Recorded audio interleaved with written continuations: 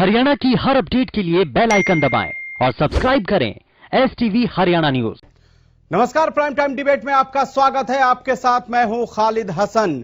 पिछले करीब 2 महीने से किसान आंदोलन अपनी मांगों को लेकर जिस तरह से मजबूत हो रहा था, वो एक ही झटके में अपने मूल मकसद से भटक गया।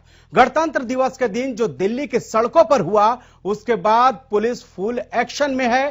कई जगहों पर किसानों से धरना स्थल खाली करा लिया गया है, तो कई जगहों पर किसान अब भी डटे हुए हैं। उधर हिंसा के बाद किसान नेताओं के खिलाफ ना सिर्फ नोटिस थमाया गया है, बल्कि उनके खिलाफ लुकआउट नोटिस भी जारी कर दिया गया है। वहीं तिरंगे के अपमान करने वालों के खिलाफ भी पुलिस पूरी तरह से सख्त है।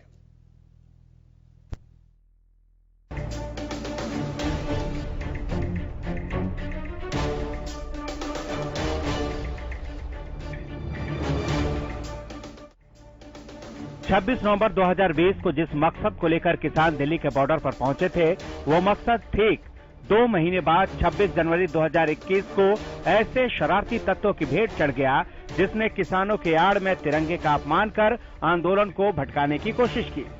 दिल्ली में शरारती तत्वों ने आंदोलन का फायदा उठाया। अभिनेता दीप सिद्धू ने लाल किले पर भीड़ को उकसाया, उसके बाद सफाई दी, लेकिन सरकार के आदेश के बाद पुलिस ने उसके खिलाफ शिकंजा कसना शुरू कर दिया है।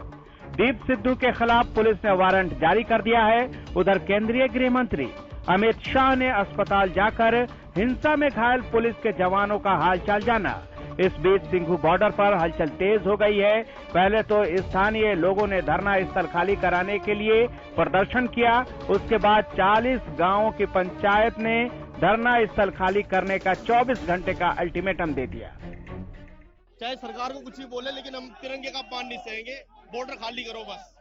हमारे पास बहुत, हमारे रोजगार सब खराब हो रहे हैं, हमारे गांव वालों को सब परेशान है। ठीक है जी, तो 2 महीने से परेशान है गांव वाले। वहीं शाम होते होते सिंघू बॉर्डर पर किसानों ने तिरंगा यात्रा निकाली, जिसमें सभी किसान नेता शामिल हुए।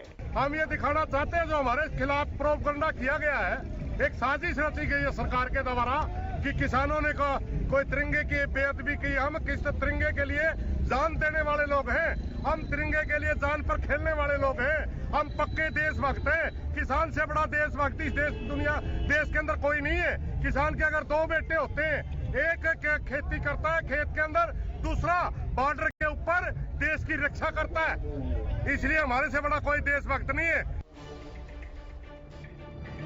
तिरंगा यात्रा के दौरान भाकियू के प्रदेश अध्यक्ष गुरनाम सिंह चडूनी ने कहा कि सभी किसान सिंघू बॉर्डर पर इकट्ठा होकर सद्भावना यात्रा निकाल रहे हैं। इस दौरान उन्होंने कहा कि हमारा आंदोलन किसान, मजदूरों और आम जनता का आंदोलन है। जो बीजेपी की चालें हैं वो सारी काटनी है, और षड्यंत्र उन्होंने जो रचे हैं वो सारे हमने काटने हैं, और हमने अपना भाईचारा, अपनी सद्भावना जो है वो बना के रखनी है। ये सरकार का करवाया हुआ है और माहौल बिगाड़ने के लिए, और इससे बड़ा देशद्रोह नहीं हो सकता। देश को माहौल करने से बड़ा कोई देशद्रोह नहीं हो सकता। और हमारा आंदोलन किसानों का, मजदूरों का, देश के हित में आंदोलन है, पूंजीपतियों के और आम जनता के बीच में आंदोलन है। उधर टिकरी बॉर्डर पर भी स्थानीय लोगों ने धरने के खिलाफ विरोध जताया है। वहीं दिल्ली गाजीपुर बॉर्डर पर पुलिस ने फ्लैग मार्च किया और प्रदर्शनकारियों को बॉर्डर खाली करने के आदेश दे दिए। अगर कानून वापसी नहीं होगी तो राकेश टिकैत आत्महत्या करेगा।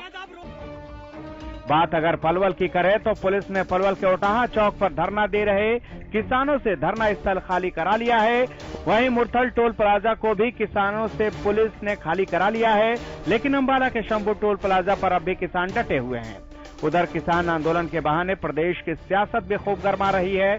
बुधवार को अभय चौटाला ने किसानों के समर्थन में विधायक पद से इस्तीफा दे दिया, तो आज पूर्व CPS रामपाल माजरा ने किसानों के समर्थन में बीजेपी छोड़ने का ऐलान कर दिया।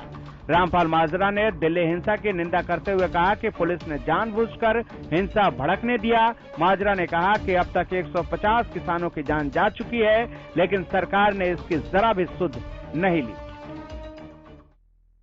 लाल किले के ऊपर ही जिस प्रकार से हुआ, लोगों ने मीडिया के माध्यम से देखा, इससे लोगों की भावनाएं आहत हुई और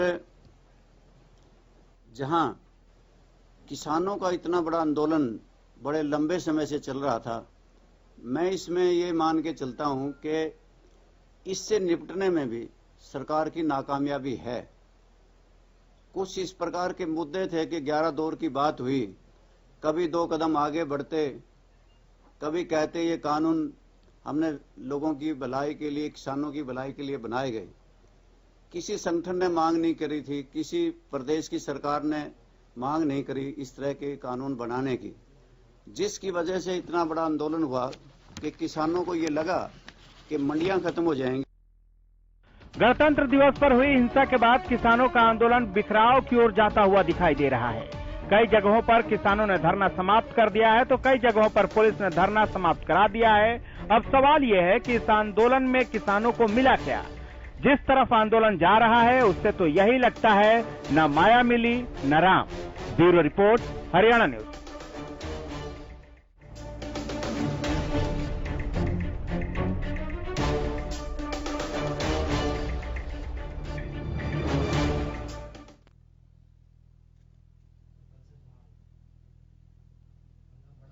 तो सवाल यह है कि क्या जो ये आंदोलन है वो अपने मकसद से भटक गया है? क्योंकि गणतंत्र दिवस के मौके पर जिस तरह से दिल्ली के सड़कों पर हिंसा देखने को मिली और उसके बाद जिस तरह से प्रशासन अब एक्शन में है, उसके बाद से सवाल यह है कि क्या ये आंदोलन एक तरह से अब अंत की ओर ये आंदोलन जा रहा है? इस पर चर्चा करेंगे, लेकिन उससे पहले आज के जो मेहमान हैं उनसे आपको तारुफ करवा देते हैं। स्वामी इंद्र राष्ट्रीय प्रवक्ता भाकियू के हमारे साथ जुड़ चुके हैं। सर, स्वागत है आपका।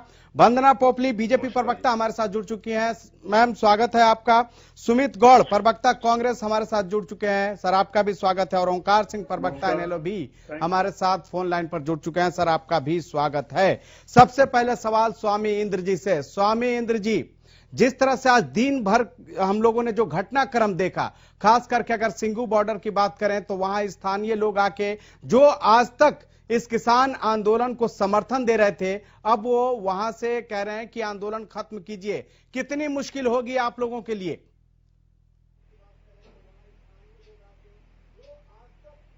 देख खालिद भाई, ये जो प्रोपेगेंडा आप देख रहे हैं सरकार द्वारा किया जा रहा है, वास्तव में ग्रामीण क्षेत्र से कोई भी आदमी दिल्ली से नहीं निकल के आया है। दिल्ली में लगभग 350 से ज्यादा गांव आते हैं। उन गांवों में से 40 लोगों को इकट्ठा कर दिया जाए और कह दिया जाए वो अलग अलग गांव के लोग आए हैं, वास्तव में नहीं आए। आप देखिए, सिंधु बॉर्डर के ऊपर आज हमने संयुक्त किसान मोर्चा ने तिरंगे के सम्मान में आज हमने तिरंगा यात्रा भी निकाली। उसमें आपने देखा होगा स्थानीय लोगों ने फूलों की बरसात भी की है, स्थानीय दुकानदारों ने बरसात की है, यहां तक कि आप देखेंगे महिलाएं भी निकल कर आई हैं बाहर। तो सब कह रहे कि आप ना जाएं, आप ना जाएं, क्योंकि आप जो है गरीब गुरबे की लड़ाई लड़ रहे हैं। तमाम हरियाणा के लोग आए हैं। ये बीजेपी के प्रयोजित लोग हैं जो जानबूझकर व्यवस्था को खराब करना चाहते हैं। ये वही लोग हैं जिन्होंने दिल्ली में लाल किले पे जाकर हुड़दंग मचाया। वास्तव में स्थिति स्पष्ट हो जाएगी। लगातार अब तो सोशल मीडिया पे उन लोगों की फोटोएं वायरल हो गई हैं कि किन लोगों की शय पर किन लोगों ने ये काम किया, किन लोगों ने देश का जो है सम्मान गौरव जो है नीचे करने का काम किया। और किसान धरती पुत्र ने सीमाओं पे जाकर देश की रक्षा की है और धरती पुत्र ने देश को अन्न भंडार भरने का काम किया है। कदापि भी धरती पुत्र ऐसा कृत्य नहीं कर सकता। वे उदंडी जो थे, जानबूझकर ये वही लोग हैं जिन्होंने जामिया में जाकर बच्चों को पीटा, ये वही लोग हैं जिन्होंने जेएनयू में जाके बच्चों को पीटा। ये तमाम उदंगी लोग जो हैं इस सरकारी शय पे ये काम कर रहे हैं और इनके लिंक नीचे से लेकर ऊपर तक बड़े बड़े आकाओं से मिले हुए हैं। किसान धैर्यपूर्वक शांतिपूर्वक अपना आंदोलन लड़ेगा, इन लोगों को जवाब मिलेगा। ठीक है वंदना जी, स्वामी इंद्र जी का सीधे सीधे सवाल है कि सरकारी शय पर आंदोलन को बदनाम करने की कोशिश हो रही है, क्या कहेंगी आप? मुझे लगता है कि जो ये कह रहे हैं कि आंदोलन को बदनाम करने की कोशिश की जा रही है, आंदोलन को तो पूरे देश ने देख लिया। आपका जो असली चेहरा है, किसानों के पीछे बैठकर जो लोग उपद्रव मचाने की कोशिश कर रहे थे, जिसके बारे में हम आपको बार बार आगाह कर रहे थे कि किसानों के कंधों पे बंदूक रखकर कोई और लोग बैठे हैं, वो आपको ना तब दिखाई दिए ना अब दिखाई देंगे। आपको तो सरकार पे ठीक रहा पूर्ण है, वो कहते हैं चित भी मेरी पट भी मेरी। जब आपको कहा कि 26 जनवरी को आप ट्रैक्टर यात्रा मत निकालिए, देश की सुरक्षा के लिए सही नहीं है, तब आप माने नहीं। 35 जो नेताएं हैं उन्होंने लिख कर दे दिया कि हमारी रिस्पॉन्सिबिलिटी है। अब आपकी ही तो रिस्पॉन्सिबिलिटी है, जवाब देगी आपकी है। आप बताइए कि ऐसा क्यों हुआ कि जब कहा गया कि 12 बजे के बाद एंट्री होगी तो 8:30-9 बजे क्यों एंट्री हो गई? ऐसा क्यों कि लोगों के हाथ में तलवार थी, फरसे थे, भाले थे, डंडे थे? किस लिए आए थे आप? शांतिपूर्ण ट्रैक्टर यात्रा की बात थी ना, तो उसके लिए फरसे की क्या जरूरत है, भाले की क्या जरूरत है, तलवार की क्या जरूरत है? और जो आप लठ लगाकर आए थे झंडों के नीचे, जिससे आपने झंडे समेत हमारे तिरंगे समेत लोगों को मारा, वो पूरे देश ने देखा है। पूरे देश की भावनाओं को आपने आहत किया है। हम बार बार कहते रहे कि आपके कंधे पर कोई और है, किसानों के कंधों पर कोई और है। स्वामी जी, मान जाइए इसको, सरकार झुकने को तैयार थी, बार बार कहने को तैयार थी कि आप। वंदना जी आप बताइए कि जब समय 12 बजे का तो वो कौन लोग थे जिन्होंने बैरिकेड तोड़े? ये बताना प्रशासन का काम है, ये बताना सीआईडी का काम है। आप जो हामी भर रही है, तो यानी कि आपको सुसुभाट पहले ही थी कि जो कुछ दंगई लोग घुस जाएंगे, क्योंकि आप लोगों ने उनको संरक्षण दे रखा है।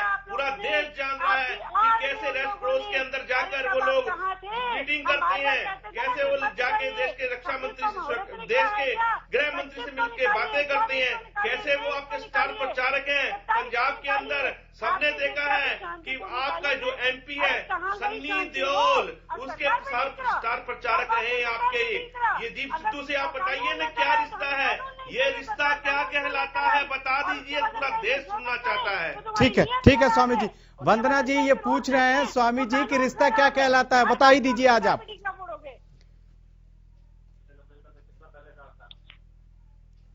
बोलिए वंदना जी, स्वामी जी ने पूछा ये रिश्ता क्या कहलाता है, आप समझ रही होंगी। कौन सा रिश्ता, कैसा रिश्ता? रिश्ता तो आपका दिख गया, बेनकाब हो गया पूरे देश के सामने। हम कहते थे बार बार, ठीक है, कहते थे अरे किसानों को खालिस्तानी बुला रहे हैं, खालिस्तानी ठीक है। कर क्या रहे थे वहां पर? सुमित गौड़ जी कांग्रेस के प्रवक्ता भी हमारे साथ लगातार बने हुए हैं। सुमित गौड़ जी सवाल ये है, ठीक है वंदना जी लौटेंगे आपके पास, लौटेंगे, इनको बोलिए मेरे बीच में नहीं बोलेंगे। ठीक है लौटेंगे आपके पास। मुझे सुनाई नहीं देता है जब मैं बोल रही हूँ, क्यों? इसमें कुछ टेक्निकल प्रॉब्लम है। ठीक है मैं लौटूंगा आपके पास। सुमित गौड़ जी सवाल यह है कि जिस तरह से आंदोलन शांतिपूर्ण तरीके से चल रहा था, लेकिन ऐसा एकाएक क्या हो गया? 2 महीने में कोई ऐसी स्थिति पैदा नहीं हुई, लेकिन जैसे ही जो परेड था किसानों का दिल्ली पहुंचा और वहां आते आते एकाएक कैसे भटक गया? खालिद जी मुझे याद आती है, हम तो खैर उस समय नहीं थे, लेकिन जैसा सुना हमने, अंग्रेजों ने भारत में राज किया और बर्बरतापूर्वक राज किया। उनकी 2 ही पॉलिसी थी, डिवाइड एंड रूल और कूटनीति जो खेला करते थे, घटिया राजनीति जो खेला करते थे। सौभाग्य से हमारे देश से अंग्रेजों से आजाद तो हो गया, लेकिन दुर्भाग्य है कि इस बीजेपी के जो तथाकथित नेता हैं, इनके अंदर अपने गुण छोड़ गया। इस बीजेपी सरकार ने, आप जो पिछले 6 साल से हम देख रहे हैं, इस देश में ना केवल किसान, सभी वर्ग, सभी को जाति और धर्म में बांट के निकाल के एकदम अलग कर दिया है। आज इस देश के, भारतवर्ष के एक नहीं अनेकों टुकड़े अंदर से हो चुके हैं। मुझे कहने में गुरेज नहीं और कहने में दुख भी होता है कि इस बीजेपी सरकार ने इस भरे भरे भारतवर्ष के कांग्रेस टाइम के अनेकों टुकड़े कर दिए। आप वंदना जी जवाब आप ही से लेंगे, मुझे पहले तो बात कंप्लीट हो जाने दीजिए। जी वंदना जी पहले तो ये बताइए, एक तरफ नहीं आप इशारा कर रही थी ना, इसलिए मैंने कहा कि आपके पास आएंगे। अभी दावे करते हैं, एक खालिद जी इन्हें बोले बीच में ना बोले, इन्हें बोले सच सुने। एक तरफ आप और आपके नेता दावे करते हैं कि हमने चीन में चीनी सैनिक मार गिराए, वंदना जी एक-एक करके जी। दूसरा, हमने सुरंग ढूंढ ली। तीसरा, हम बहुत सक्षम हैं। तो बताइए कैसे बिना मिला भगत के ऐसा संभव है कि देश की राजधानी दिल्ली और दिल्ली का हार्ट लाल किले में ऐसा हो जाए? देखिए, ये किसान भाइयों को, हमारे पंजाब के सरदार भाइयों को एक बीजेपी वालों ने राजनीति के तहत शिकार बनाया, साफ तौर पे कह देना चाहता हूं। नहीं तो क्या मजाल कि कोई लाल किले में एंटर हो जाए। ठीक है, आईटीओ पे ठीक है, वंदना जी से जवाब ले लेते हैं। गाजीपुर का आईटीओ कैसे गोले फेंक रहे हैं और लाल किले में आप कुछ नहीं कर रहे। इसमें इन्हीं के आदमी हैं। इन्होंने बेसिकली क्या है कि किसानों को ठीक फेल कर दिया। मैं मानता हूं इस समय, लेकिन देश की जनता, हरियाणा की जनता, प्रदेश की जनता अगले ठीक है, ठीक है, ठीक है, सुमित जी, ठीक है, ठीक है, जवाब ले लेते हैं। वंदना जी, कांग्रेस मिली भगत का आरोप लगा रही है सीधे सीधे आप। मैं जवाब दे दूं? जी बोलिए। ये कह रहे हैं कि दिल्ली में इतने लोग कैसे घुस गए। मुझे एक बात बताइए, ऐसा क्या हुआ था 84 में जब इतने सारे लोग मारे गए थे? अब तो एक भी गोली नहीं चली। मैं सल्यूट करती हूँ उन पुलिस वालों को। लाठी खाली, डंडे खाली, पर्से खाली, बीच में नहीं बोलना, भारत में और 2000 फर्क हो चुका है। बीच में नहीं बोलना। इस समय आपके पास इंटेलिजेंस की रिपोर्ट कहाँ गई? आप 84 से 2021 सॉरी, शोर मचा लिया। झूठ नहीं लूंगा, गलत नहीं लूंगा, सॉरी, बीच में नहीं बोलोगे। 84 से 2021 की तुलना नहीं हो सकती। क्यों नहीं बोलोगे? गलत नहीं सुनूंगा, अरे झूठ नहीं गलत हो सुनूंगा। तुम्हें मालूम है। हाँ जी। अरे तुम गलत हो, तुम्हारे नेता गलत है। रोटियां सेकने जाते हो आप लोग। अब कहाँ गई आपकी सुरक्षा तंत्र जो लाल किले में हमला हो गया? प्लानिंग देखिए, जो वहाँ पे अपराधी तत्व आए हैं, साफ कहते हैं भोले किसानों के बीच में कुछ अपराधी तत्व प्लांट किए गए। ठीक है, ठीक है, आपने प्लांट नहीं किए। ठीक है, अब ठीक है, आप लोग हमारे, ठीक है, ओंकार सिंह जी भी हमारे साथ बने हुए हैं। अब आप लोग अपने मेन मुद्दे से भटक जाते हो ना, यही तो दिक्कत है। मेन मुद्दे से आप लोग भटक जाते हो। जिस मुद्दे के लिए बैठे हुए हैं, बात उस पर नहीं होगी, बात किसानों पर नहीं होगी, बात 84 में चली जाएगी और बात उसके बाद से 2021 पे। वंदना जी, ओंकार सिंह जी भी हमारे साथ प्रवक्ता इन लोग के जुड़े हुए हैं। ओंकार सिंह जी, जो हालात पैदा हुए दिल्ली में, खास करके गणतंत्र दिवस पर, उसको लेकर आप क्या कहेंगे? क्या जिस तरह से किसान भी कह रहे हैं इसमें साजिश की बू आ रही है और किसान ये चाहते हैं कि इसकी जांच हो, आप क्या कह रहे हैं? पार्टी आपकी क्या मानती है? खाली जी, पहले तो मैं इस घटना की निंदा करता हूं कि जो भी हुआ गलत हुआ, लेकिन ये सारा का सारा प्रोग्राम बीजेपी का प्रायोजित प्रोग्राम है। मेरी बहन पोपली जी अभी कह रही थी कि खालिस्तान के बंदे हैं। आपको मैं बताना चाहूंगा कि जो वहाँ पे झंडा वहाँ पे लहराया गया वो निशान साहब है, खालिस्तान का झंडा नहीं क्यों खालिस्तान के झंडे नहीं थे? करनी चाहिए, लहराने की बात नहीं है, लोगों के हाथ में थे। झूठ मत बोलिए यहाँ पर। वंदना जी, पहले सुन तो लीजिए, उनको बोलने तो दीजिए। वो कह रहे अपनी बारी में बोलिएगा ना, जब आपको मौका मिलेगा जवाब दीजिएगा। आपको मौका दिया जा रहा है, बोलिए। ओंकार सिंह जी बोलिए। मेरा नाम लेकर छोड़िए, सच्चाई बोलिए। खालिद जी, सुनने की हिम्मत रखिए। अगर आज लाल किले पे हमला हुआ है, अब आप सब लोग जब बोलना शुरू करेंगे फिर ये डिबेट भी उसी आंदोलन की तरह से भटक जाएगा। हम चाहते हैं कि डिबेट एक मुद्दे पे जो हो रहा है उसी पे रहे, इधर उधर ना जाए। लेकिन जी आपका है जी, ओंकार, वो निशान साहब है, उसको एक खालिस्तान का झंडा नहीं बोल सकती। जब चीन के साथ सिख रेजिमेंट की झड़प होती है और वहाँ चीन के ऊपर जब ये झंडा निशान साहब है, ये अपनी लैंग्वेज को सुधारे, बिल्कुल लैंग्वेज को सुधारे अपनी। ये निशान खालिस्तान का झंडा नहीं बोलिए। तरीके से गए थे, तलवारें लेकर ज्यादा चिल्लाना हमारे को भी आता है। सुनने की हिम्मत रखिए, सुनने की हिम्मत रखिए। जवाब दो। पोपली जी, सुनने की हिम्मत रखिए, सुनिए। ये अरे सुन लिया पूरे देश ने, सुन लिया पूरे देश ने, देख लिया तुम्हें बड़े क्लियरली देख लिया बात नहीं करने देंगी इनका। वंदना जी, पहले सुन तो लीजिए। वंदना जी, सुन तो लीजिए। वंदना जी, बीच में बोलने से थोड़ी कुछ हो जाता है। सवाल कई है वंदना जी, बोलने दीजिए दूसरों को। सवाल कई है। जो लोग वहां पर गए थे और जो जिन लोगों ने जाके वहां अपमान किया तिरंगा का, आप उन लोगों का जो तस्वीरें आ रही है वो नहीं देखती कहां से तस्वीरें आ रही है। सवाल कई है। अगर राहुल गांधी के साथ वो तस्वीरें होती, क्या आप चुप बैठी होती? क्या करते? खालिद जी, ये लोग नंगे हो चुके हैं। इनकी सारी दूसरे की भी बात सुनिए। जनता के सामने है। अरे चैनल पे बैठ के क्या बोल रहे हैं आप? सिद्धू की फोटो नहीं कह रहे आप सिद्धू की फोटो क्या है? मोदी जी के साथ है। दूसरे को भी बोलने का मौका दीजिए वंदना जी। बीच में आप तो कहती है मेरे बीच में कोई ना बोले और आप दूसरे के बीच में बोल रही है। बोलने तो दीजिए, आप जवाब दीजिएगा, आपकी बारी आएगी। लेकर क्यों गए थे? आपकी बारी आएगी, जवाब दीजिएगा। रूट क्यों चेंज किया? वंदना जी कोई रूट चेंज नहीं है। गलती मत मानिए, सच सुन के लीजिए। आप चलो गलती मत मानो वंदना जी, कम से कम सच सुन लो। अरे गलती सिर्फ तुम्हारी है, अपनी पार्टी की गलती को संभाल लो पहले, फिर बात करना। काली जी पहले इन्हीं को बोलने दीजिए, फिर हमें बोलने का हक नहीं है इनको। आप लोग प्लीज एक एक करके बोलें।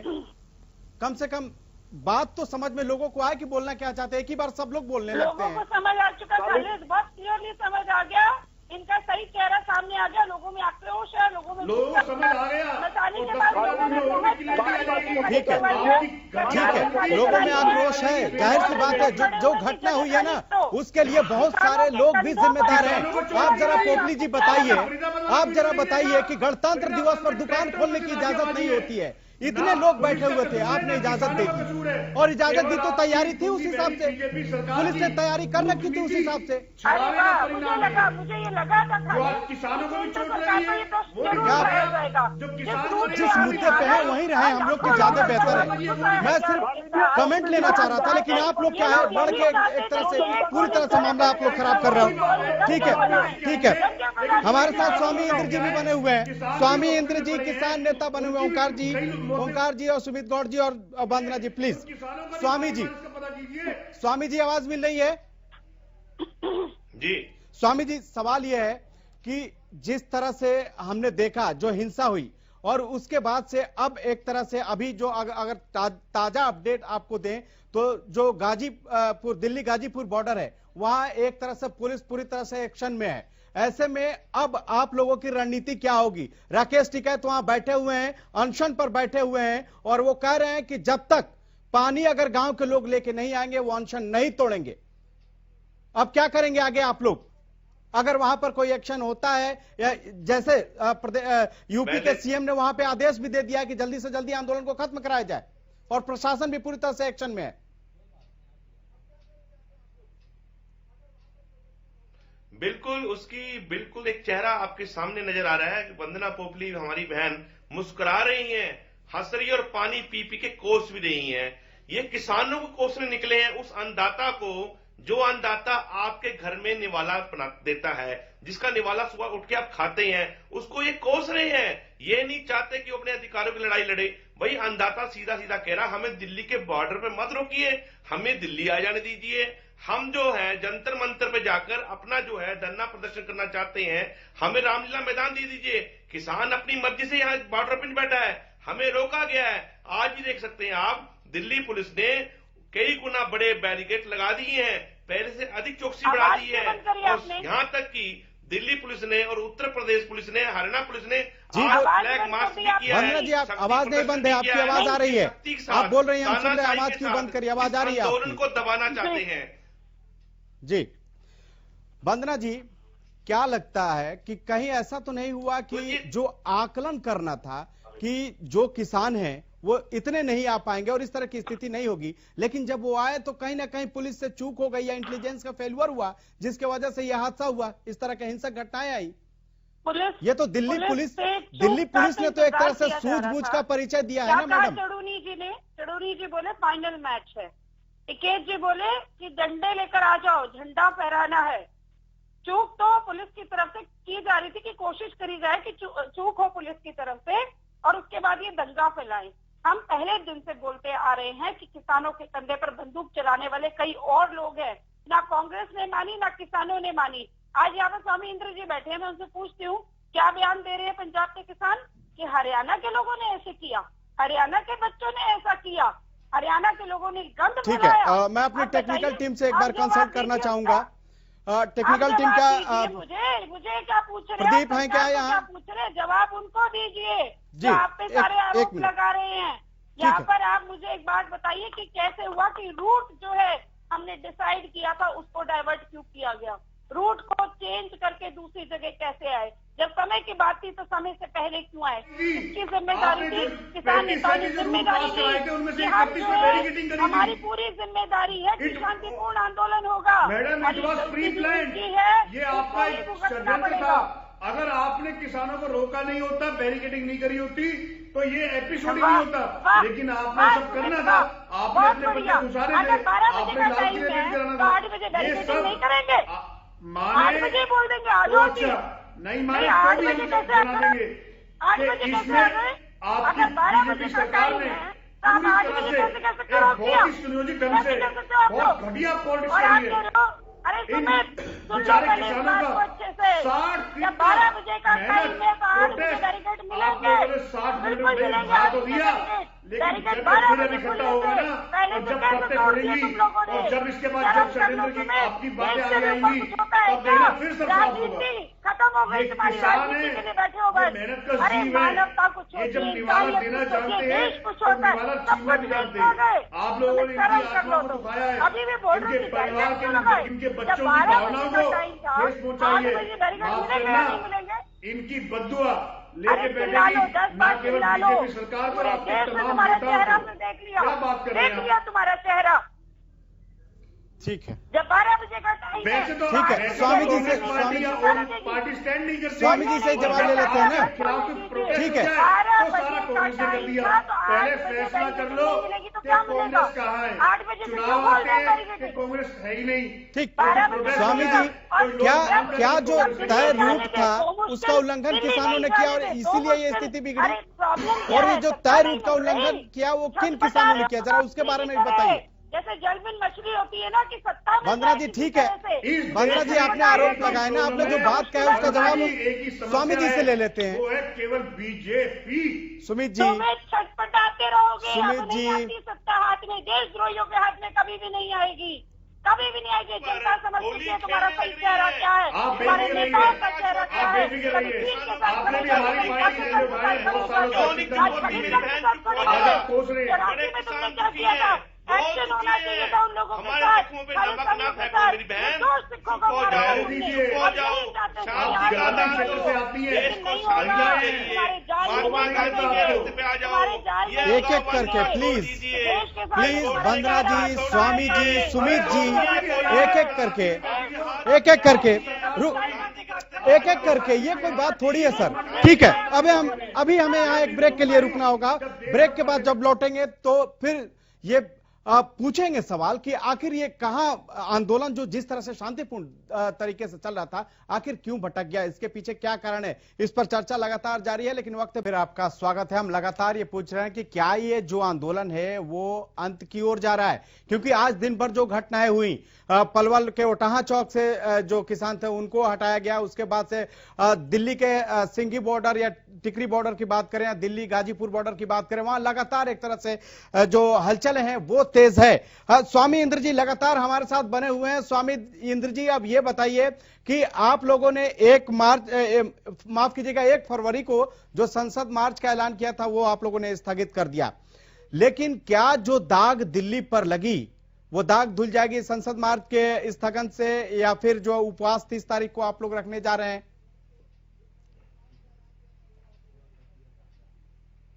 खालिद भाई, आपको अच्छी तरह मालूम है संयुक्त किसान मोर्चा हमेशा गांधीवादी विचारधारा पे विश्वास करता है। यही कारण है कि लगातार 2 महीने से भी अधिक समय जो है ये आंदोलन दिल्ली की दहलीज पर शांतिपूर्ण तरीके चलता रहा। मैं वंदना जी से बात पूछना चाहता हूं, जो यकायक पुलिस बल की जो तैनाती बढ़ाई जा रही है, क्या ये किसानों को सुरक्षा देने के लिए बढ़ाई जा रही है? क्योंकि जो असामाजिक तत्व थे जो घुस गए थे इस आंदोलन के अंदर, जिन्होंने उधर मचाया है, इस वजह से क्या सरकार द्वारा किसानों को सुरक्षा देने के लिए जो है पुलिस की जो है तैनाती बढ़ाई जा रही है, या मध्य रात्रि के अंदर कोई अप्रिय घटना सुनने को मिलेगी देश को? बोलिए वंदना जी, जवाब दीजिए।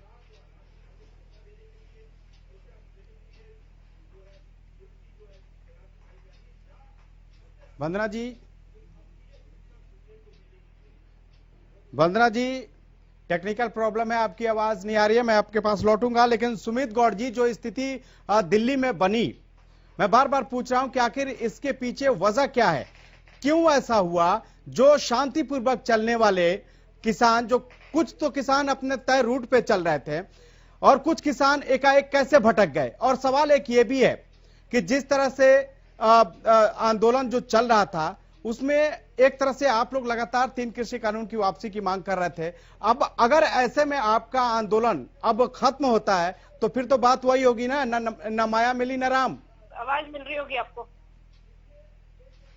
सुमित जी देखिए खालिद जी, सबसे पहले तो खालिद जी बात यह है, कांग्रेस पार्टी ने इन किसानों के लिए जो मांग रखी है, आज भी कांग्रेस पार्टी वहां स्टैंड करती है, आगे भी स्टैंड करेगी। और रहा आपने कहा कि कैसे भटक गए, देखिए कोर्ट और पुलिस प्रशासन के कोर्ट के आदेश के बाद, कोर्ट के इंटरव्यू करने के बाद नियर अबाउट 35-37 रूट इन किसानों के लिए बनाए गए थे जो दिल्ली में आने के लिए। अचानक 24 घंटे पहले एक नया सर्कुलर भी जारी किया गया था कि भाई ये फॉर्मेलिटीज पूरी करो, जो कि नेक्स्ट टू इम्पॉसिबल था, जिससे लग गया था कि मंशा कुछ षड्यंत्र या कुछ क्लियर नहीं है। फिर उसके बाद जब 26 जनवरी का दिन शुरू होता है, किसान आना शुरू करते हैं, तो क्या बीजेपी सरकार, इनकी यहां बैठी प्रवक्ता, पुलिस प्रशासन क्या एफिडेविट देने को तैयार है कि इन सभी निर्धारित रूटों पे कोई बैरिकेडिंग नहीं थी? 11 बजे के आसपास ही सभी इनमें से 31 जगहों में बैरिकेडिंग कर दी गई। दो जवाब आपसे लेंगे वंदना जी। मैं पहले लेट मी कंप्लीट। ठीक है, बोलिए बोलिए। अब आप जवाब सुमित जी बोलिए। बहुत कुछ करा दिया, आते हैं वंदना जी, दोनों जवाब लेंगे। किसान भी जला दिए, भावनाएं भी जला दी। Wait please, wait please, wait please, wait जल्दी से सर, जल्दी से। तो उसके बाद चोटें मैं मानता हूं आग नहीं हुई, लेकिन फिर कहता हूं ये जो भी लाल किले में हुआ इसमें किसान नहीं थे, मौके पे चौका लगाने वाले कुछ और लोग थे, जिनमें से कुछ लोगों के ऊपर आज दिखाने के लिए एफआईआर दर्ज हुई है, जबकि कुछ फोटोज भी आई हैं। वही लोग मोदी जी के साथ खड़े हैं, वही लोग धर्मेंद्र जी के साथ खड़े हैं, सनी देओल जी के साथ खड़े हैं, हेमा मालिनी जी के साथ खड़े हैं। ठीक है सर, सुन लिया सवाल आपका। वंदना जी पहले तो आप सुमित जी का सवाल का जवाब दीजिए, उसके बाद स्वामी जी ने कहा कि जो सुरक्षा बढ़ाई जा रही है, क्या वो किसानों के लिए बढ़ाई जा रही है या फिर कोई और बात है? दोनों बातों का जवाब दीजिए जल्दी से। देखिए मैंने अभी इनके बीच में नहीं टोका, इन्होंने कहा कि मेरे को बात पूरी कर लेने दीजिए, तो मेरा जवाब जरूर सुनिएगा। बिल्कुल बिल्कुल बिल्कुल। सबसे पहले आपने बोला क्या वंदना पोपली जी जवाब देंगे कि बैरिकेडिंग नहीं की गई? मुझे इतना बता दीजिए, टाइम था 12 बजे का, 8 बजे लोग दिल्ली में घुस गए, तो 8 बजे बैरिकेडिंग नहीं मिलेगी क्या? 12 बजे खुलेगी ना बैरिकेडिंग, तो जब 12 बजे का समय था। माफ करना, पहली बार जो लाठीचार्ज की पहली फाइट आई है न्यूज चैनल में 12 बजे के बाद आई है। तकलीफ क्या है? 12 बजे से पहले नहीं गलत नहीं सुनिए, आप कैसे बात कर रही है? 12 बजे से पहले किसी भी चैनल में दिल्ली पुलिस के ऊपर हमला या किसानों के ऊपर हमला नहीं दिखाया गया था। अगर होता तो दिखाया जाता। ठीक है सुमित जी, ठीक है, बोलिए बोलिए वंदना जी, बोलिए बोलिए। जब 12 बजे का टाइम था तो लोग पहले घुस गए और आप कह रहे हैं कि बैरिकेडिंग लगी हुई थी। दूसरी बात, मौका पे चौका मारने की बात कर रहे हैं, ये मौका पे चौका आपने तो नहीं मार दिया कहीं? आप फोटो की बात कर रहे हैं ना, रामपाल माजरा की बड़ी बड़ी फोटो ऐसा नहीं हो सकता। चल रही थी, कल तक वो भाजपा में थे, आज वो किसानों के साथ खड़े हुए हैं, तो फोटो ये तो कांग्रेस पार्टी की नीति ऐसी नीयत है, ये बीजेपी की नीति नीयत है। आपने हिंदू मुसलमान बांट दिए, मुझे पता है, आप छोड़िए, देखिए लेकिन इस देश में कुछ नहीं छोड़ा। अब तो मुझे ये भी डर लग रहा है कि मौका मिलने पे हमें समाजने में कितनी दिक्कतें आई, हमें आज ही पता है इस बात के बारे में। इतना बिखेर दिया आपने रायता, इस देश को वापस जोड़ने में सालों साल लगेंगे। आपने भविष्य सोचिए अपना और अपने बच्चों का, क्या कर दिया आपकी पार्टी ने इस देश का। के साथ हाफिज अंसारी की फोटो भी तो है, उसका जवाब देंगे? रामपाल माजरा जी की कल तक भाजपा में फोटो थी, आज देखिए मेरी बात सुनिए, इस समय देश में राज कौन कर रहे हैं? बीजेपी। प्रधानमंत्री जी कौन है? मोदी जी। धर्मेंद्र हेमा जी कौन है? बीजेपी के एमपी जी। सनी देओल जी कौन है? बीजेपी के। तो आप देखिए, जब ये आपके इस समय जो आप सुप्रीम पावर में है, आप सब लोग उनके कनेक्ट में हैं, आप सब लोग साथ फोटो खिंचाते हैं, साथ खाने खाते हैं, इलेक्शन में इंचार्ज बनाते हैं, इलेक्शन आपका मैनेज करते हैं। ये भी उन्होंने आपके लिए मैनेज कर दिया। डंडे किसके पास थे? ये सारा कुछ, ये सब कुछ आपका किया धरा है। आप मुझे एक चीज बताइए, एक सेकंड, एक सवाल का जवाब दीजिए, 1 मिनट वंदना जी। ठीक है, एक ही सवाल ठीक है, आप लोग का सवाल जवाब और सवाल हो गया। अब जरा ओंकार सिंह को भी जोड़ लेते हैं। ओंकार सिंह जी, ओंकार सिंह जी, ओंकार सिंह जी, एक खाली जी, ठीक है, मैं लौटूंगा, आप दोनों के पास लौटूंगा। पहले ओंकार सिंह जी को तो जोड़ ले, उनसे भी तो रिएक्शन ले। आप लोग दोनों लड़के कहीं ना कहीं एक तरह से मुद्दे को भटका रहे हो। ओंकार सिंह जी, क्या लग रहा है आपके विधायक, एकमात्र विधायक ने इस्तीफा दे दिया है, इसका असर पड़ेगा सरकार पे? क्योंकि अब तो सरकार एक्शन में दिख रही है, तो फिर इसका तो मतलब ही नहीं रह जाएगा। बीजेपी, ठीक है, सुमित जी और वंदना जी प्लीज, सुमित जी और वंदना जी प्लीज, अगर बीजेपी चाहे दूसरे को भी बोलने दें, दूसरे को भी बोलने दें। अगर सरकार चाहे, सुमित जी, वंदना जी प्लीज। हर बुद्धिजीवी, हर समझदार आदमी इस बात को मानेगा, चाहे वो किसी भी पार्टी का कैंडिडेट हो। सर प्लीज, इस तरह से डिबेट नहीं होता सर, इस तरह डिबेट नहीं होता। एक तरफा वन वे जा रहे हैं आप लोग, वन वे जा रहे हैं, इससे कुछ नहीं होता। दूसरे को भी सुनना पड़ता है, दूसरे को भी सुनना पड़ता है। प्लीज सुमित जी, सुमित जी, वंदना जी प्लीज, सुमित जी चुप हो गए। वंदना जी प्लीज, ये सब तुम्हारा किया हुआ था। वंदना जी वो बाद में आप लोग देख लीजिएगा सियासी मंच पे कौन किया कौन नहीं किया। ओंकार जी बताइए। काली जी, बहुत अफसोस की बात है, ये लोग किसी की सुनते नहीं है। जनता भी देख रही है, जनता क्या सोच रही होगी, इनको बोलना भी नहीं आता है। सुमित जी, बताना चाहता हूँ, दुर्भागी सरकार। सुमित जी प्लीज। खाली जी, मैं आपको जी बोलिए। अभय चौटाला जी ने किसान आंदोलन के हक में अपना इस्तीफा दिया है। वंदना जी, जब आपके बीच में कोई बोलता है तो आप तो गुस्सा जाती है, दूसरे का भी तो बात सुनिए कि हम किसान के साथ खड़े हुए हैं। जी खाली जी, मेरी तो एक बेनती है कि इनको बोलो कि बारी बारी बोल लेंगे ताकि जनता को भी पता लगे। ठीक है सर, मैंने कह दिया, आप बोलिए, आप बात रखिए। मैं कह रहा था कि बीजेपी सरकार को चले गए रेजिग्नेशन लेकर अभय चौटाला जी, पता नहीं क्या तकलीफ है इन लोगों को, बीच में बोलना शुरू कर देते हैं। वंदना जी, ऐसे कैसे डिबेट, क्या इस तरह से डिबेट होगा? इस तरह से डिबेट होगा, जो बात होगी वो लोगों तक पहुंच पाएगी। क्या कर रहे हैं आप लोग? प्लीज कम से कम रुक तो जाइए, सुन तो लीजिए, मजबूर ना कीजिए मुझे प्लीज।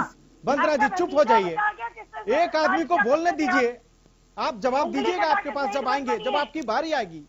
बोलिए ओंकार जी, बात पूरी कीजिए। आप सत्ता में और सत्ता में होने का मतलब यह नहीं कि दूसरे को बोलने ही नहीं दोगे, आपको सोचना चाहिए, दूसरे की भी बात सुनिए। आप जब भी कोई बात आती है कांग्रेस के ऊपर ले जाती है, अगर कांग्रेस इतनी अच्छी होती तो देश में कांग्रेस का राज क्यों नहीं होता? उंगली कटा के शहीद होने का ढोंग कर रहे हो आप लोग। अपनी बात करते नहीं, ये 1 मिनट में 1984 में पहुंच जाते हैं। जरा आप ही बता दो, 1984 में बीजेपी और आरएसएस का क्या हाथ था? बीजेपी और आरएसएस भी दंगे भड़काने के लिए उस समय साथ में थी। आप सुनने के लिए तैयार नहीं है। आज 63 दिन हो गए, किसान सड़कों पे है। आप लोकतंत्र में जी रहे हैं तानाशाही है। आप तानाशाही रूप से अगर आंदोलन को खत्म कराओगे तो ये आंदोलन का हल नहीं है।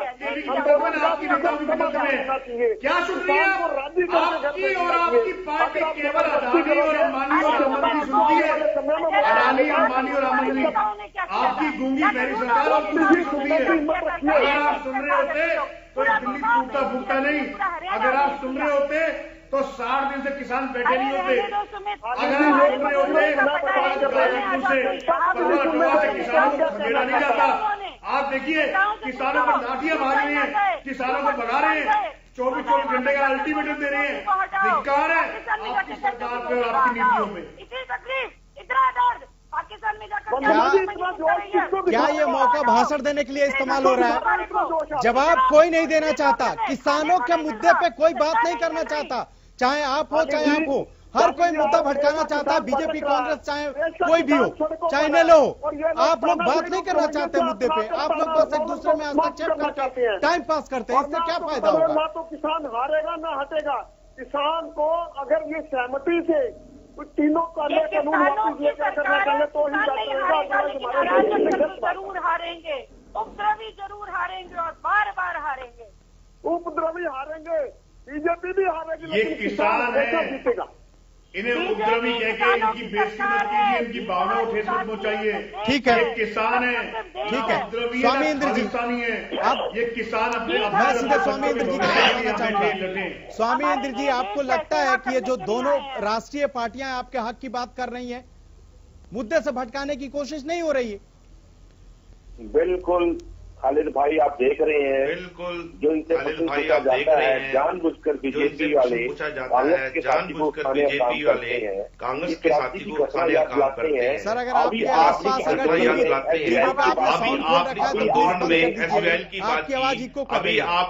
अभी आपने जिस आंदोलन के अंदर हरियाणा के किसानों को सिखों के खिलाफ खालिस्तान कहने की बात की, आप तो 21वीं सदी के अंदर लोगों को भड़काने का काम कर रहे हैं।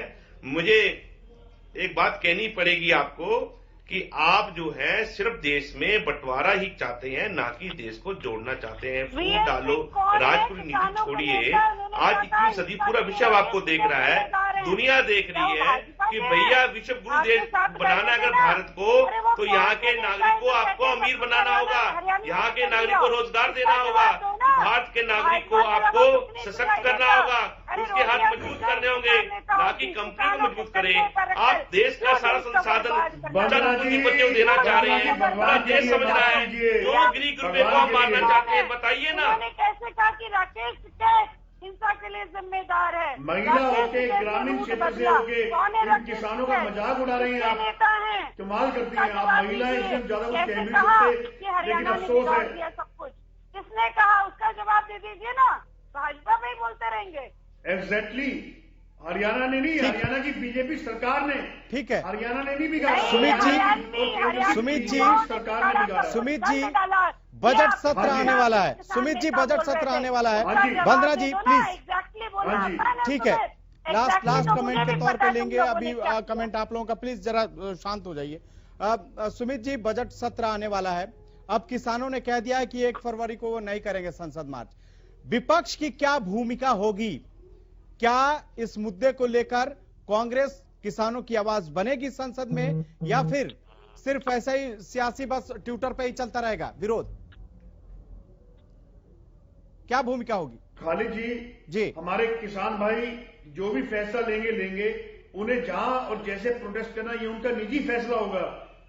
कांग्रेस 24/7 इस बीजेपी सरकार से किसानों के हक हलाल की मांगे करती रही है और आगे भी करती रहेगी, और इस बजट से भी हमें कोई उम्मीद नहीं है। 7 साल पहले का मुझे एक सीन याद है जो मैं कभी भूलता नहीं, वंदना जी को भी अच्छी तरह याद होगा, हमारे साथ ही थी उस समय। 7 साल पहले जब 10 रुपए 20 रुपए गैस सिलेंडर में भरते थे, तब इनके मंत्री, केंद्रीय मंत्री सिलेंडर लेके जनता मंदिर में ऐसे प्रदर्शन करते थे। अब लगातार पेट्रोल डीजल बढ़ा जा रहा है। ना हमें बजट से कोई उम्मीद है, ना इस बीजेपी सरकार से कोई उम्मीद है। किसानों के साथ कांग्रेस पार्टी शुरू से खड़ी है और आगे भी खड़े रहेंगे, इनके लिए लड़ाई लड़ते रहेंगे, हर संभव प्रयास बात तो संसद में उठाने की है ना, बात तो संसद में है। किसान भी यही कह रहे थे कि संसद का सत्र बुलाया जाए और उनकी बात माना जाए, लेकिन उस समय अगर आपके बड़े नेता चले जाए, नहीं रहे, तो फिर कैसे किसानों की बात होगी? कोई रणनीति, कोई प्लान है? नहीं हुआ। संसद में हमारे तमाम बड़े नेताओं ने आवाज उठाई है, चाहे वो प्रदेश की हो चाहे देश की हो। आप अभी सन आने वाला देख लेना, इसमें भी हमारे कांग्रेस पार्टी के तमाम नेता संसद में बात मांग उठाएंगे और पुरजोर तरीके से उठाएंगे। ठीक है, ओंकार सिंह जी हमारे पास जुड़े हुए, किसान भी ओंकार सिंह जी हमारे साथ जुड़े हुए हैं। ओंकार सिंह जी, क्या आप लोग की क्या रणनीति होगी, इन लोग की क्या रणनीति है किसानों के हक में आवाज बुलंद करने के लिए? किसानों के साथ है, जैसे भाई अभय सिंह चौटाला जी ने एकमात्र विधायक होते हुए हमने इस्तीफा दिया किसानों के हक में, ऐसे मेरी कांग्रेसी भाइयों से भी रिक्वेस्ट है कि आप सभी कांग्रेसी भाई मिलकर अगर किसान के साथ खड़े हो जाओ, किसान की ताकत बनो, तो ऐसा कोई बात नहीं। अगर ये सारे इस्तीफा देते हैं तो अकेले खट्टर साहब नहीं विधानसभा चला सकते, अकेले मोदी जी भी तो लोग संसद नहीं चला सकते। इन लोगों को किसान के साथ खड़ा होना चाहिए। ठीक है, तीनों काले कानून जब तक रद्द नहीं हो सकते तब तक हर एक किस्म के चुनाव का बहिष्कार करें। शामिल हुए। ठीक है, अब स्वामी हो गया सर, स्वामी इंद्र जी से भी जरा रिएक्शन ले लें। स्वामी इंद्र जी, जिस तरह से अभी हमने देखा और जिस तरह से अभी देख रहे हैं कि जिस तरह से प्रशासन एक्शन में है, ऐसे में क्या लगता है कि आपका आंदोलन आगे चल पाएगा या नहीं? जरा स्थिति क्लियर कीजिएगा इस पे कि क्या क्या स्थिति है, क्योंकि खबरें यह भी है कि लोग उठ के घर जा रहे हैं। जी,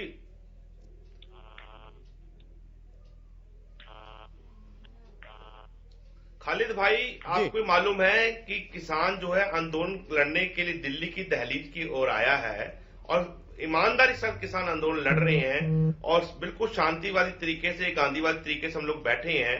पर सरकार की मंशा जो है किसानों को खदेड़ने की है, जो इस तरीके से शक्ति प्रदर्शन जो है पुलिस द्वारा किया जा रहा है और किसानों के ऊपर आपने देखा है कई तंबुओं में लाठी चार्ज हुआ, उनको धक्के मार के निकाला जा रहा है। ये जबरदस्ती है, लोकतंत्र का हनन है और इसकी मैं कड़ी शब्दों में निंदा करता हूं। ठीक है, वंदना जी किससे बात होगी अब? 26 जनवरी को गणतंत्र दिवस के बाद जो हुआ, क्या उसके बाद भी सरकार बातचीत के लिए तैयार है आगे? पूरे देश में देख लिया उसको। कांग्रेस कहती है हम किसानों के साथ खड़े हैं, नहीं, सवाल यह है कि गणतंत्र दिवस पर जो देखने को मिला वंदना जी, क्या उसके बाद भी बातचीत के लिए सरकार तैयार है? मैडम और कैसे खड़े रहे, डे एंड नाइट इनके साथ बैठे हैं। 31 दिसंबर को नया साल भी हमारे नेताओं ने इनके साथ मनाया है। आपके नेताओं ने 31 दिसंबर की नाइट होटलों में मनाई है। हमारे कांग्रेस के प्रदेश अध्यक्ष, हमारे कांग्रेस के और तमाम नेताओं ने 31 दिसंबर तक इनके साथ मनाया। कमेंट हो गया है। मैं वंदना जी से फाइनल कमेंट लेना चाह रहा था। वंदना जी भी इधर से उधर भटक जा रही हैं। वंदना जी, मैं यही पूछ रहा हूं कि जो गणतंत्र दिवस के मौके पर हुआ, क्या मेरी आवाज मिल रही है? वंदना जी, आवाज मिल रही है मेरी? जी, मुझे आ रही है आवाज। मैं पूछ रहा हूं कि सवाल यह है कि जो गणतंत्र दिवस के मौके पर हुआ, क्या उसके बाद भी सरकार बातचीत करेगी किसानों से या फिर कोई और रास्ता इख्तियार किया जाएगा? मुझे लगता है कि सरकार ने हर भरसक प्रयास किया किसानों से बात करने के लिए, लेकिन पीछे कोई और खड़ा था। सोचने वाली बात है जब ये कहा गया कि अगर आपको लगता है कि कुछ बदलाव चाहिए तो बदलाव कर देते, उस पर नहीं माने। सीजीआई ने कहा कि ब्लडशेड हो सकता है, तब उसको नहीं सुना। हमने कहा कि हम इसको होल्ड कर देते हैं, तब नहीं सुना। अरे कहीं पर अब क्या होना चाहिए? अब क्या होना चाहिए? 10 सेकंड में अब क्या होना चाहिए? किसानों की सरकार है, किसानों के बारे में ही सोच रही है, पहले भी सोच रही थी, अब भी सोच रही ठीक, जो भी आप तमाम गेस्ट हमारे साथ जुड़े, इसके लिए आपका बहुत बहुत शुक्रिया। जैसे वंदना जी ने आश्वासन दिया है कि किसानों की सरकार है और किसानों की सुनेगी, तो उम्मीद है कि हो सकता है जिस तरह से अपने 3 कृषि कानून की वापसी को लेकर किसान अड़े हुए हैं, वो उस पर सरकार बात करे। लेकिन गणतंत्र दिवस के बाद जो स्थिति पैदा हुई है, उसमें क्या आगे भी संभावनाएं बातचीत की है, ये सवाल है। और देखना है कि क्या आगे अब किस तरह की किसान संगठन कैसे रणनीति बनाते हैं और सरकार कैसे हैंडल करती है। फिलहाल इतना ही, मुझे दीजिए इजाजत। आप देखते रहिए हरियाणा न्यूज।